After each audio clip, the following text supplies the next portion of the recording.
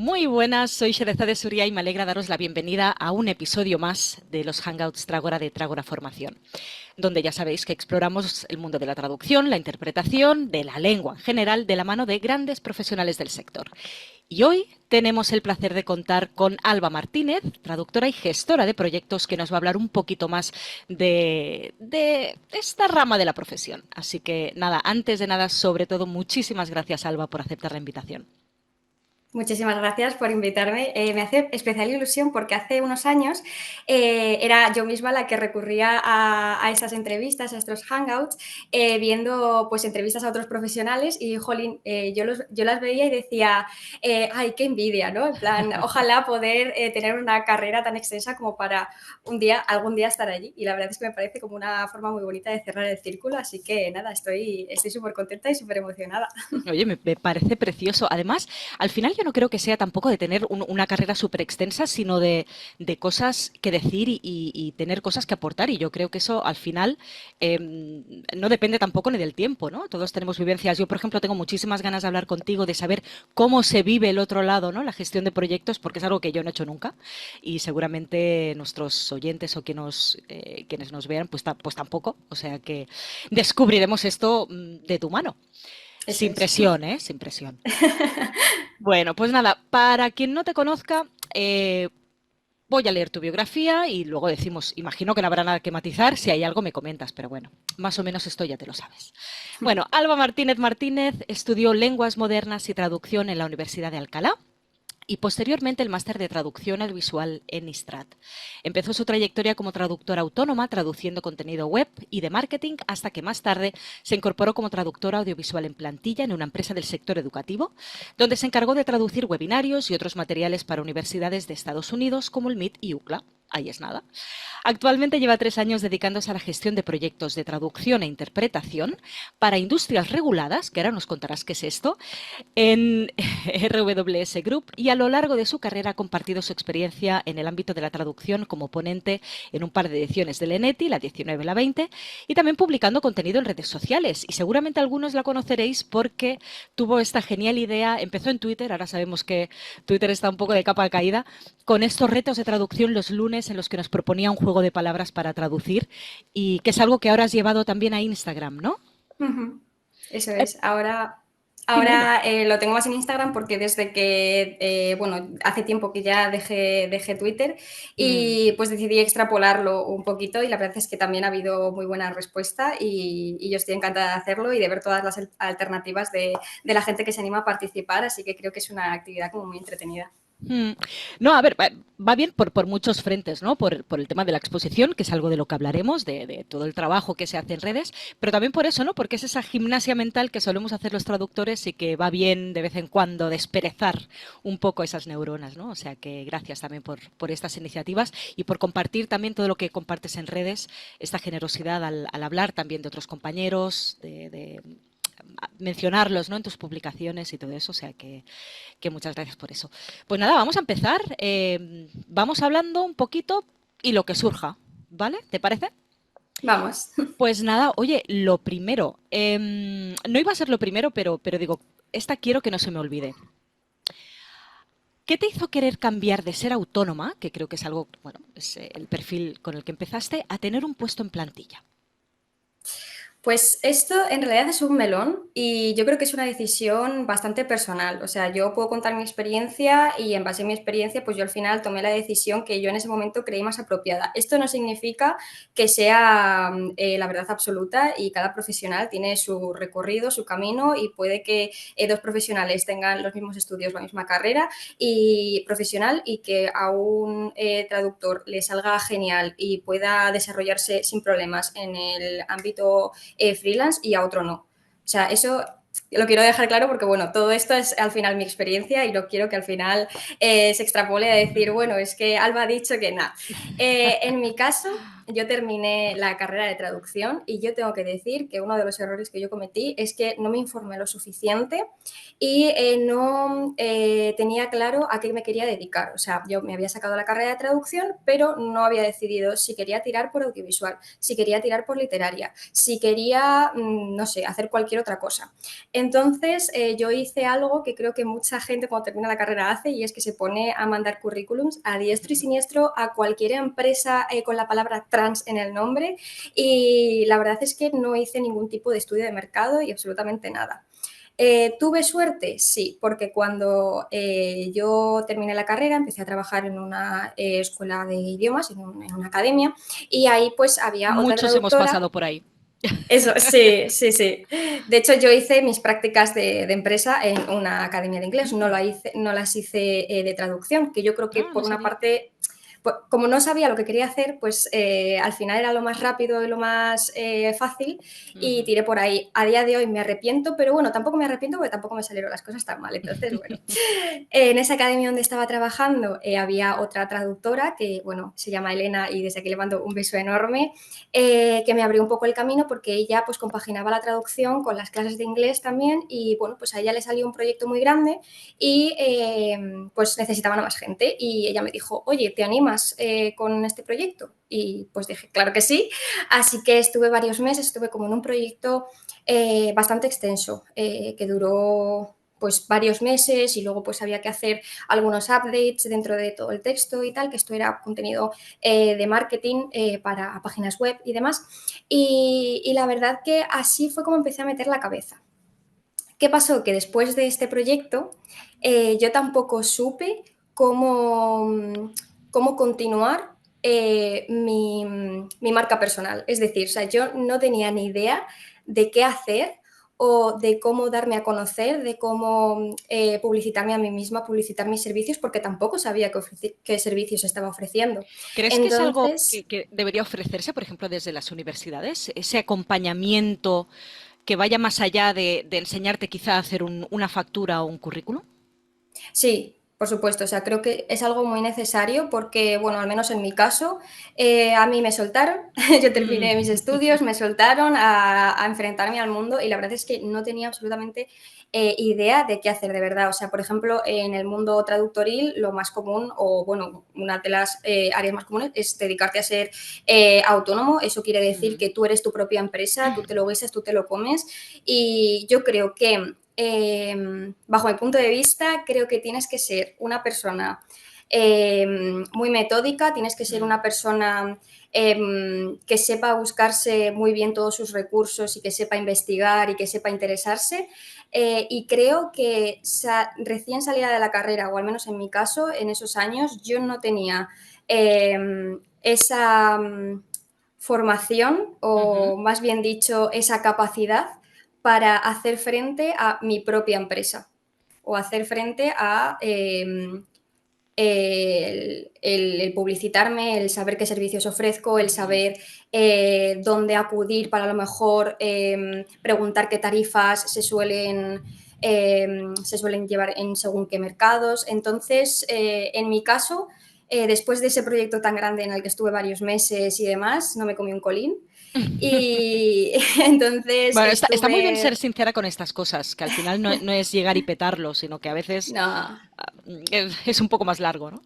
claro, yo tuve ahí mi crisis porque no consideraba que fuese lo suficientemente adulta como para Ujú. enfrentarme a ese cambio tan grande de decir, bueno, pues termino la carrera y tengo mi propia empresa o soy yo mi propia marca personal. Creo que a mí me faltaba como mucha madurez en ese sentido Ujú. y creo que, bueno, a mí me sirvió un poco para abrir los ojos de, bueno, es que no por el hecho de que tengas una carrera ya te va a venir todo dado, ¿no? Que muchas veces la cosa que se nos mete en la cabeza de, bueno, yo es Mm. que ya tengo la carrera. Hombre, pues Sí.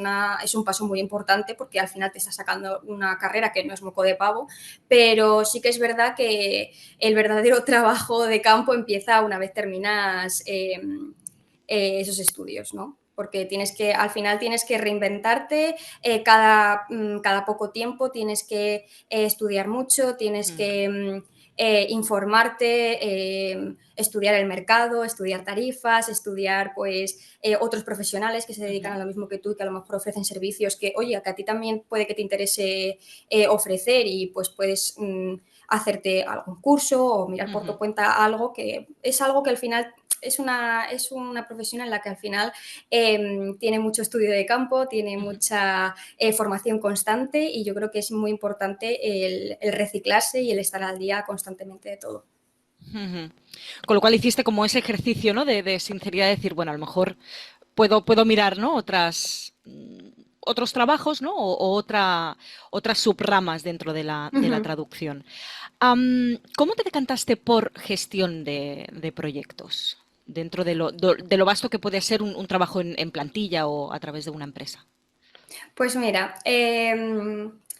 también es una historia muy graciosa porque yo cuando me metí en traducción audiovisual, después de dar el paso de ser autónoma a meterme en un puesto en plantilla, que esto realmente fue haciendo muchos cursos y informándome mucho, haciendo cursos de Atrae, haciendo cursos también de Trágora, al final pues me hice un currículum como muy extenso, como muy detallado de cosas en las que yo quería trabajar, que al final pues decidí que era traducción audiovisual y tiré por ahí. Y al final me conseguí un puesto como traductora en una empresa. Después de llevar un año y poquito en esa empresa, yo sentía como que me gustaba mucho mi trabajo y lo cierto es que lo disfrutaba un montón y mi idea era quedarme como en ese sector, en la traducción audiovisual. Yo quería quedarme a toda costa en la traducción O sea, audiovisual. trabajabas en plantilla haciendo traducciones audiovisuales, que es algo que Uh -huh. quizá a la gente le pueda sorprender, ¿no? Porque piensan que es un trabajo más bien externalizado. ¿Qué hacías exactamente? Si puedes contar, ¿eh? Sí, estaba en una empresa del sector educativo y traducía webinarios, hacía los subtítulos de webinarios que básicamente eran clases bastante extensas para universidades de Estados Unidos. Entonces, pues Vale. bueno, ese era un contenido de un profesor que daba su clase, su explicación y pues luego yo me tocaba no solamente pues hacer toda la cantidad de subtítulos, sino también traducir en este caso a español para que, bueno, esos vídeos al final formaban parte de unos cursos que se comercializaban y pues como ofrecían el contenido en español, pues había que traducirlo. Luego también se traducían no solamente esas clases como tal, sino también el contenido del curso. Entonces, de primeras solamente traducía lo que viene a ser los webinarios, pero luego también estuve traduciendo esos cursos.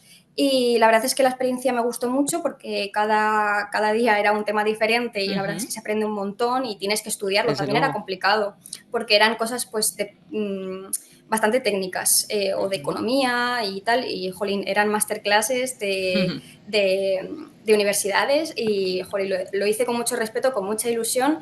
Fue complicado, pero al fin me gustó mucho.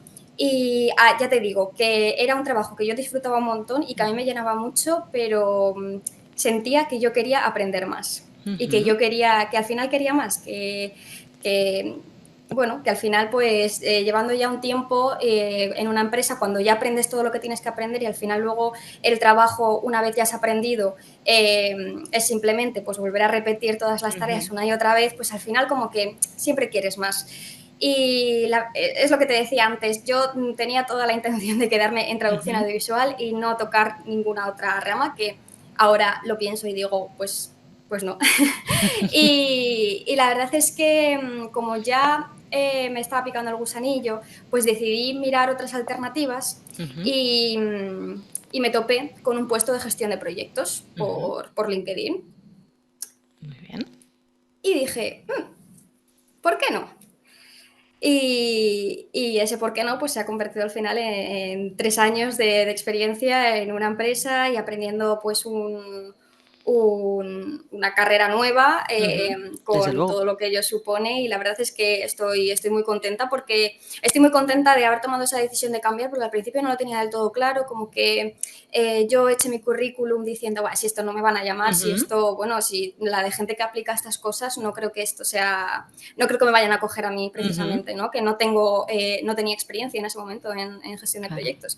Y fíjate que al final fue así y cuando me dijeron que sí, me dieron la oferta, estaba bastante no estaba del todo convencida porque, claro, Ujú. era cambiar de un sector a otro y, Claro, cambiar bueno, de al tercio final... completamente.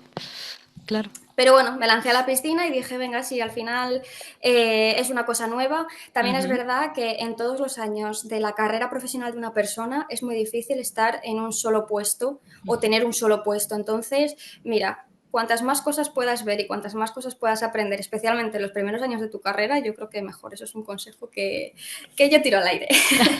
No, no, y que está muy bien. Al final es lo que decíamos, tú lo decías muy bien al principio, ¿no? Que es tu experiencia y es verdad que al final lo que podemos dar son directrices, podemos hablar de lo que nos va bien, lo que no, pero bueno, cada persona es un mundo, ¿no? Y cada recorrido profesional también.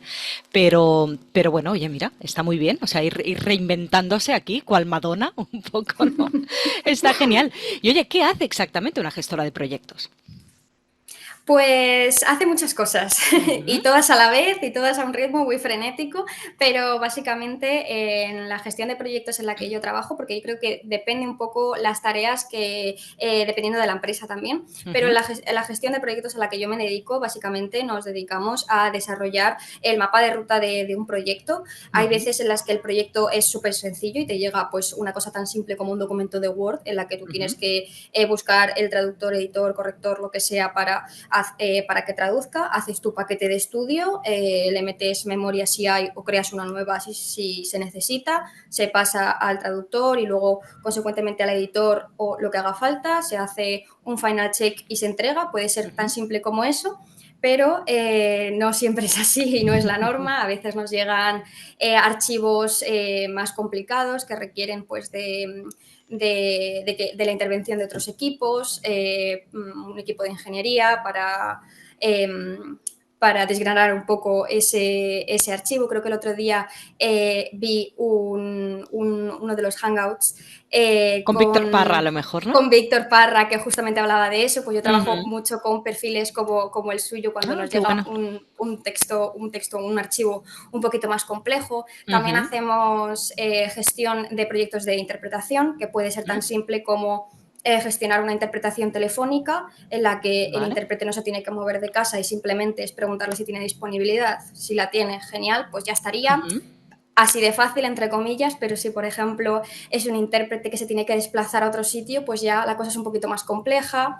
Entonces, pues depende mucho del tipo de proyecto, pero básicamente es ofrecerle al cliente ese servicio, ¿no? De que tú nos das todo lo que tienes, toda la Ujú. información y con eso, pues nosotros desarrollamos todo el proyecto para que ya bien sea una interpretación o ya bien sea la traducción de un archivo más complejo o de uno simple, pues Ujú.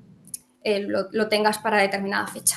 Entonces, ¿tienes contacto directo tanto con el cliente como con el traductor, por ejemplo, o traductora que se vaya a encargar de eso? Eso es. Yo en mi caso sí, de hecho es el cliente directamente el que nos contacta para una interpretación o para una traducción y en este caso yo me encargo de decir, vale, pues si en el caso de ser un texto tiene tantas palabras y es a tal idioma, entonces Ujú. pues sé con qué persona contactar. Sí que es verdad Ujú. que dentro de nuestra empresa tenemos eh, gente en plantilla traduciendo, Vale. pero hay veces que según el volumen de trabajo, según la combinación de idiomas o según la disponibilidad que tengamos, pues muchas veces recurrimos también a freelancers que colaboran con nosotros y dependiendo un poco de la dinámica del proyecto y de las características, pues hacemos una cosa u otra. Y mira, una pregunta que me surge a mí desde el otro lado, ¿no? Como trabajadora, digamos, externa en algunas agencias de traducción. Tú como gestora de proyectos, ¿qué valoras en un traductor, traductora? ¿Qué Pues aprecias? ¿Qué consejo crees, ¿no? Ligado a esto que podemos dar a compañeros. Pues mira, en mi caso, en mi empresa, yo, por ejemplo, no me encargo de, si necesitamos a un traductor, elegir el perfil del traductor. O sea, yo, por Ujú. ejemplo, tengo ya una lista, pero sí que es verdad que con los traductores, en este caso que ya trabajamos, que son o sea, que son los recurrentes para según qué proyectos, yo personalmente valoro mucho la comunicación de esa persona. O sea, quiero decir, el hecho de que, por ejemplo, la gestión de proyectos a veces es muy frenética y muchas veces trabajamos con unos tiempos de entrega bastante cortos, intentamos siempre hacer todo lo posible, porque si una traducción que se está pagando, que se supone que tiene que ser de calidad, pues cumple esos estándares de calidad, que es pues dejar tiempo suficiente a todos los equipos que intervienen en ese proceso para que hagan un trabajo de calidad, ¿no? Pero muchas veces tenemos que hacer malabares con los tiempos y hay veces en las que incluso tenemos diferentes usos horarios dependiendo de dónde está el cliente, con dónde estamos nosotros y dónde está el traductor. Entonces, eso todavía lo dificulta mucho más. Claro. Yo personalmente valoro mucho la comunicación con el traductor o con los demás equipos que intervienen, porque creo que es muy importante la forma en la que tú te comunicas para que el trabajo salga bien. Y me explico así como un poquillo más. Muchas veces es verdad que le decimos al traductor, te va a llegar el archivo, pongo, a las 10. Y a las 10 no ha llegado. Pero a las 10 es que tampoco me ha llegado a mí. Entonces, pues yo te intento avisar de que, bueno, pues se va a retrasar un poco. Y a lo mejor a ese traductor pues no le ha sentado muy bien. Y cuando me contesta, pues a lo mejor está un poco rebotado. Y yo digo, pues tienes toda la razón, Pero no es culpa mía, ¿no? pero no es culpa mía. Entonces, claro. sí que es verdad que una de las cosas que más se valoran, sobre todo, es tener una buena comunicación y sobre todo el estar dispuesto a negociar, porque bueno, al final en gestión de proyectos los plazos de entrega se pueden estar cambiando constantemente porque puede haber 1000 factores que retrasen o que adelanten una entrega y bueno, yo creo que es importante sobre todo el tener una buena comunicación y el saber transmitir cuando hay un problema, porque muchas veces también en las que por circunstancias de la vida no se puede entregar, no pasa nada, pero dímelo, no esperes a que llegue la hora de entrega y que yo te esté preguntando por el archivo y no me contestes en la próxima media hora, por ejemplo.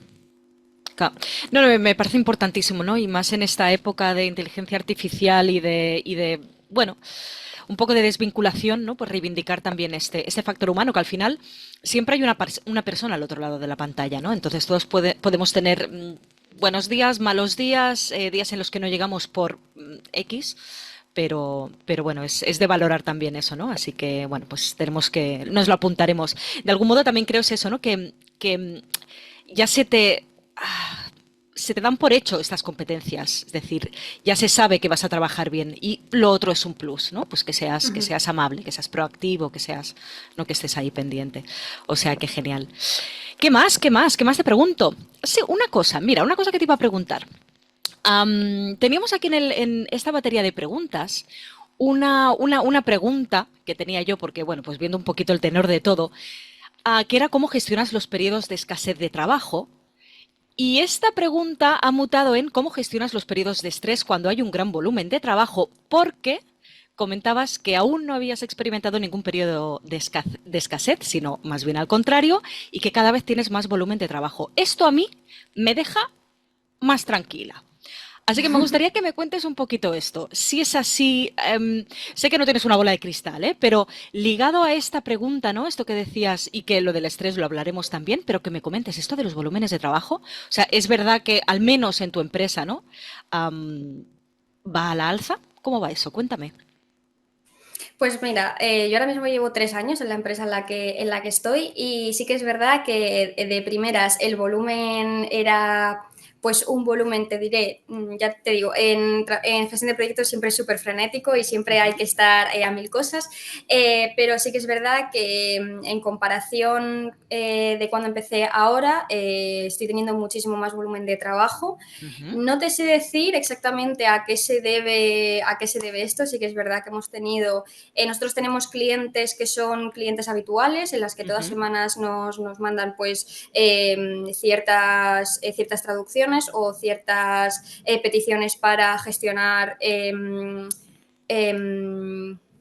se me ha ido. Para gestionar las interpretaciones, perdón. Entonces, sí que es verdad que esos clientes de los clientes habituales que tenemos, cada vez nos mandan más volumen de trabajo. Últimamente, estos últimos meses ha sido una locura. No te sé decir a qué se debe, pero sí que es verdad que en lugar de gestionar periodos de escasez, cada vez o la sensación que yo tengo es que cada vez trabajamos más y Ujú. gestionamos muchos más proyectos, ya sea tanto de interpretación como de traducción. ¿Notas que los clientes preguntan más por la inteligencia artificial o no es algo que de primeras les importe tanto? Pues depende un poco del tipo de proyecto, del tipo de traducción o, bueno, en interpretación no, en Ujú, interpretación siempre, o sea, de hecho, creo que yo no he visto o no, creo que mientras yo trabajo en interpretación, creo que no he visto a nadie preguntar por ujú, interpretación con inteligencia artificial. Sí que es verdad que en traducción de textos sí que ha habido gente o clientes que han preguntado por servicios de ujú, traducción Machine Translation, pero realmente nosotros no ofrecemos ese servicio dentro del departamento en el que yo estoy. O sea, soy ujú, consciente de que creo que hay otros departamentos ujú, en los que puede que sí que se ofrezca, no lo tengo claro, pero nosotros no lo ofrecemos. Sí que es verdad que últimamente se pregunta cada vez más por este servicio. ujú. En mi caso, o en el caso de mi departamento, creo que no se está ofertando. Pero tampoco le tengo mucho miedo a esto de la inteligencia artificial en el sector en el que yo trabajo, Ujú, porque creo que los clientes no son tontos. Al final, si ellos piden un servicio de inteligencia artificial, yo sí creo que tampoco llegan a saber la calidad que entrega esa inteligencia artificial y creo que en mi caso los clientes exigen una calidad bastante estricta en ujú, cuanto a la calidad de los textos y en cuanto hay algo que a ellos, una palabra, una frase o cualquier cosa que a ellos les chirría, te lo mandan siempre para atrás. Entonces, eso ujú, ha pasado con traducción humana ujú, y yo creo que en cuanto ellos pidan inteligencia artificial, se les entregue inteligencia artificial y vean que el resultado no es igual, aunque por muchas perras que te ahorres, ujú. creo que no, de momento no es algo que a mí me preocupe porque ya te digo que los clientes con los que trabajamos en este momento sí que son bastante conscientes de la calidad que se espera de un servicio de traducción profesional. Ujú. Y en general, por lo que dices, no has notado que haya menos trabajo, ¿no? Sino al contrario, por factores X, pero bueno, sí, eso a mí ya te digo, a mí me deja un poquitín, un poquitín más tranquila. Hablabas antes de lo de tu departamento y todo eso, y veo que era industrias reguladas. ¿Qué hacéis en este departamento? ¿O con qué clientes trabajáis más? Pues como el propio nombre indica, industrias reguladas son una serie de industrias que están reguladas pues, por algún tipo de regulación, ya sea regulación de algún gobierno en específico o por ejemplo, regulaciones en relación a... en relación a regulaciones del tipo sanitarias o Ujú. farmacéuticas, por ejemplo. Entonces, nosotros trabajamos con clientes que, que tampoco puedo decir muy bien los clientes con Ya, los que ya me trabajamos. imagino, me Estoy imagino. intentando pensar sin dar muchos detalles, pero bueno, básicamente trabajamos con el sector farmacéutico, Vale. trabajamos con sector legal, Ujú, económico-financiero, entonces son industrias pues, que necesitan alguna regulación especial porque los tipos de documentos con los que trabajamos pues necesitan pasar cualquier tipo de inspección o ujú, son litigaciones para cualquier cosa, se van a llevar ante la corte de tal gobierno. Entonces hay que llevar un poquito más de cuidado o hay que seguir un proceso un poquito más extenso a la hora de desarrollar ese proyecto. ujú. Suena interesantísimo. Según tu experiencia, ¿cómo es manejar esta comunicación con el cliente y las condiciones de un proyecto siendo autónoma, a diferencia de estando en plantilla? ¿Hay alguna diferencia a la manera de abordar, ¿no? Y de hablar con este cliente? Pues mira, en mi experiencia creo que cuando he sido autónoma Al tener tú tus propios clientes, Ujú. creo que el cliente también han sido sectores diferentes con los que he Mm, trabajado, pero sí que es verdad que en los clientes con los que he trabajado siendo autónoma siempre te preguntan, oye, ¿qué tal ves esto? Mira, es que mm, tengo este proyecto, ¿tú crees que podrías hacerlo para tal fecha? ¿Crees que pues esta sería una tarifa adecuada? Entonces, pues mm, como que tienes más una horquilla un poquito más amplia para poder negociar con el cliente, tanto los plazos de entrega como tarifas, como condiciones o lo que sea, y al ser una empresa en la que, al trabajar en plantilla en una empresa en la que el cliente viene y pide, muchas veces los correos son bastante graciosos porque simplemente te adjuntan el archivo o te lo mandan a través de cualquier plataforma y te dicen de inglés a español para mañana. venga. Apáñatelas. Sí. Entonces, la verdad es que Ya. estamos, claro, también un poco la función tanto del traductor que es freelance como en este caso en gestión de proyectos, una de las funciones yo creo que es un poco el educar al cliente en ese aspecto, es decir, bueno, es que por el hecho de que tú un lunes a las 9 de la mañana me mandes un documento de, te pongo, no sé, 5.000 palabras, Mm, no significa que lo vayas a tener para la tarde del martes, porque no es viable, porque si quieres una traducción de calidad, que es lo que tú esperas y lo que tú demandas, esto pues requiere de un proceso en el que pues necesita pasar por varias manos, claro. necesita que se revise, necesita que se corrija y pues eso evidentemente tarda. Sí que es verdad que no siempre es así, o sea, no siempre los clientes no siempre lidiamos con este tipo de clientes. Ujú. Sí que es verdad que es muy habitual, pero luego también en plantilla también ha habido clientes que nos han dicho, mira, tengo este documento, lo necesito para finales de mes y es un Ujú. documento a lo mejor de 2.000 palabras y te dices, Ujú. jolín, si lo necesitas para finales de mes y estamos a día 3 pues te lo puedo tener mucho Ujú. antes de lo que pides, ¿no? Pero sí que es verdad que esa diferencia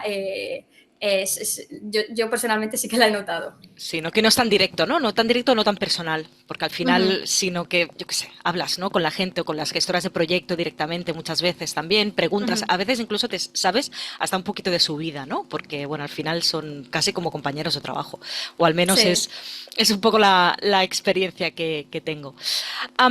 Ligado con esto, pero cambiando un poquitín, Am, ¿crees que es importante tener una buena presencia en redes y ser activa a la hora de buscar nuevos proyectos o clientes? En tu caso, como gestión de proyectos dentro de una empresa, quizás es distinto, pero ligándolo con lo que decías tú antes de cuando empezaste a ser autónoma, ¿cómo ves? ¿Imprescindible? ¿No? A ¿Unos ver, mínimos? imprescindible como tal no es. Siempre, pues al final vivimos en un mundo muy globalizado, muy digitalizado y sí que es verdad que el tener un perfil que se encuentre fácil para todos esos clientes o personas a las que les interese tus servicios siempre es un plus, pero no es absolutamente necesario. O sea, no diría que sea algo obligatorio, sí que es algo que ayuda mucho, especialmente si tienes, pues, por ejemplo, en el caso de la traducción, se mueve mucho por LinkedIn, que creo que además se ha hablado mucho también en otras entrevistas con compañeros, el tener un buen perfil de LinkedIn, que no significa que tener muchas cosas, sino tenerlo bien actualizado con la información relevante en relación con lo que tú quieres hacer o con los proyectos que a ti te interesan. Creo que sí es importante, pero creo que no es totalmente necesario, por ejemplo, el hecho de tener una cuenta de, te pongo Instagram, el tener una página web. Sí. Son cosas que, bueno, que también ayudan porque si te quieren buscar, investigar un poquito, no solamente los servicios que ofreces, sino también pues cómo eres, creo que al final es una ventana más, ¿no? Al mundo. Y pues oye, algo suma, pero creo que no es totalmente necesario. Por ejemplo, el tema de las redes lo tengo como bastante separado porque en LinkedIn realmente no soy tan activa, pero en redes Ujú. sociales sí, pero realmente el contenido que publico en redes sociales está más orientado a estudiantes o gente que Ujú. acaba de terminar la carrera y realmente no pretendo buscar ningún trabajo a través Ujú. de Instagram, pero sí que es verdad que a lo mejor las charlas, los congresos los publico más ahí y luego a lo mejor en LinkedIn pues eh, solo me centro pues en el plano más profesional. Ujú. Yo creo que al final en todo esto es estar en las redes también en las que tú te sientas más cómoda, ¿no? Porque hay gente que dice, "Pues que a mí me da una pereza ahora abrirme una cuenta en Instagram mismo", y dices, no es necesario, no lo hagas. Es decir, al final, o gente a lo mejor tiene una cuenta personal, pero luego se abre una profesional y al final, por no gestionar las dos redes, acaba siendo un batiburrillo o dejas una abandonada por la otra, ¿no? Entonces, yo creo que es más, quizá trazar esto que decimos de las estrategias, ¿no? De al principio, cuando sales, tener un poquito claro qué quieres hacer y unos mínimos. Y hablando de LinkedIn, además, sí, curiosamente ha salido en todos los hangouts. Yo no pensaba que fuera a ser así, pero LinkedIn también tiene como esa cosita de vendehumos, de tal, de falsedad, pero en realidad yo diría que ahí es donde se está moviendo mucho ahora. Y tener tu LinkedIn, como tú decías, bien puesto, ¿no? Que al final no deja de ser como un currículum dinámico que tú puedes ir tocando y modificando, que puedes ir escribiendo alguna cosilla que se vea, que se te amplifique, ¿no? Al final tampoco necesitas tantas cosas, pero sí que al menos sepan que existes, ¿no? O que luego busquen tu nombre en internet, en Google o lo que sea, y que encuentren algo relacionado al menos con la traducción, ¿no? Así Claro, es tu carta de que presentación al sí. fin y al cabo. Total. Y lo que decías de a lo mejor que no tenías, por ejemplo, el Instagram ahora en una búsqueda proactiva de trabajo. De alguna manera yo creo que cuando te expones de aquella manera y hablas de lo que sabes, explicas cosas relacionadas con la traducción, te pones tú como esta etiqueta de experto, ¿no? Que quien te lea sabe que sabes de lo que hablas, ¿no? Con lo cual, pues tienes ahí ese escaparate, que aunque no sea una búsqueda activa de trabajo, pues yo qué sé, pues siempre tienes opciones, ¿no? Así que es interesante Sí. también conocer, al menos conocer las redes y luego ya te digo, no obligarse tampoco o obsesionarse incluso también con las métricas, con los números, que es una de las cosas que veo a veces de la gente. Dices, es que no tiene alcance esta publicación. No pasa nada, o sea, no estamos trabajando, no somos, ¿qué te digo? No llevamos las cuentas de una empresa y eso es parte de Totalmente. nuestro trabajo, ¿no? Y a veces nos estresamos más por estas cosas. Y ligado con el estrés, antes que decíamos, hemos pasado un poquito por encima, ¿no? Con lo de los volúmenes de trabajo. ¿Cómo gestionas este estrés en nuestro sector? En este caso, gestión de proyectos, pero ¿cómo lo haces para no volverte tarumba en el día a día? Pues creo que es algo en lo que todavía estoy aprendiendo porque he tenido épocas de bastante estrés, sobre todo en el pasado. Hace un par de años tuve algo que no me había pasado jamás y que lo estuve contando de hecho por Instagram y hubo gente que me contestó diciendo que le había pasado exactamente lo mismo. Y es que de la época tan fuerte de estrés que tuve, no a nivel profesional, pero se me juntaron como varias cosas. Al final, pues había mucho trabajo y pues a lo mejor pues estaba empezando en una cuenta en la que no llevaba mucho tiempo y quería aprender y hacerlo todo perfecto a la primera y eso pues evidentemente no, porque no te va a salir. Entonces yo ya estaba estresada por esa parte porque yo soy muy exigente conmigo misma y al final quería hacerlo todo estupendo. Luego a lo mejor pues en casa tenía ciertas situaciones de estrés o con amigos o tal, pues al final se te junta todo y me dio un pico de estrés que se me manifestó en una especie de zumbido en el oído. O Que sea, el tenía un... tinnitus, ¿no? Sí, sí, sí, no la había escuchado nunca, o sea, de Mm, verdad, y nadie, o sea, ninguna persona de mi entorno lo había tenido y ujú. yo lo comentaba y me decían, es que es una cosa muy rara, es que a lo mejor, no sé, me decían, a lo mejor es que se te ha metido un bicho, yo que no se que no se me ha metido un bicho, Ostras, pero me fue, suena porque me pasa, sí. pues de Mm, verdad, o sea, de primeras empecé teniendo un zumbido muy leve, muy leve, muy leve, y como yo no le hice caso, pensaba que era por ponerme la música demasiado alta, que nunca me ujú. pongo prácticamente los cascos. Que es lo típico eh, de por no obedecer a tu madre de bájate la música que te Ay, va a quedar sí, sorda, ¿no? Un poco eso. sí, sí, sí. Y Y no, no era. al final se me desarrolló en algo un Mm, poquito más grave y, jolín, cuando fui a que me lo miraran y tal, me dijeron, a ver, no tiene, en el oído no tienes nada, el problema que tienes es ujú, de estrés y es algo que es muy común y que mucha gente viene por esto. Y la verdad es que yo mm, flipé un montón porque no lo había escuchado nunca. Pues me costó quitarme el zumbido ese del oído. No te exagero si te digo que me costó cerca de 4 o 5 meses ujú. quitármelo porque esperé mucho a tratármelo porque no sabía que era algo que me tenía que tratar tampoco. O sea, el desconocimiento también, pues me jugó una mala pasada. Y desde entonces, cuando tengo épocas en las que estoy un poco al límite, me empieza a zumbar un poquito y ya digo, uy, esto es mala señal. Entonces sí que es verdad que he tenido que aprender a parar, a frenar y a tranquilizarme un poco o a buscar ya sea actividades o cualquier cosa que me evada un poco pues del trabajo, de cualquier problema personal y demás. Por ejemplo, en casa, yo trabajo desde casa, entonces yo trabajo pues en una habitación que tengo en casa que es solamente pues para trabajar o para hacer cosas con el ordenador y demás. Una vez que yo termino mi jornada laboral, esa habitación no la piso en el resto del día. No sé que tenga que hacer alguna cosa con el ordenador, con mi ordenador personal o lo que sea. Creo que es muy importante saber separar el plano personal del plano laboral, sobre todo si trabajas desde casa. Y luego creo que también es muy importante para lidiar con el estrés el tener algún tipo de actividad que a ti te pueda evadir, ya sea deporte, ya sea alguna manualidad. Así que nada, empecé a hacer deporte y empecé a hacer manualidades, que en mi caso pues me ha dado por el bordado y hago Muy bordado bien. porque es una actividad que no requiere pantallas, porque al final Claro. después de trabajar todo el día con una pantalla. A mí, por ejemplo, me encanta ver series y películas, pero sí que es verdad que dejas una pantalla para meterte en otra y, jolín, necesito como espaciar esa actividad un poco para que mi mente también descanse. Entonces creo que es muy importante el saber identificar las épocas de estrés y tener algún recurso, ya sea el que a ti mejor te venga o el que más te guste, para poder separar un poco lo profesional de lo personal y que tu mente pueda oxigenarse y descansar. Sí, además es que es algo que no, en lo que no pensamos mucho hasta que pasa, ¿no? Hasta que empezamos a encontrarnos mal, hasta que vemos que se nos cae el pelo, se nos seca la piel, ¿no? Cositas estas, señales que dices, será que me estoy haciendo mayor, que eso también, pero muchas veces va ligado mucho con el estrés, ¿no? Y cuesta mucho separar esas cosas y más, pues a veces siendo autónomo que dices, no tengo horario.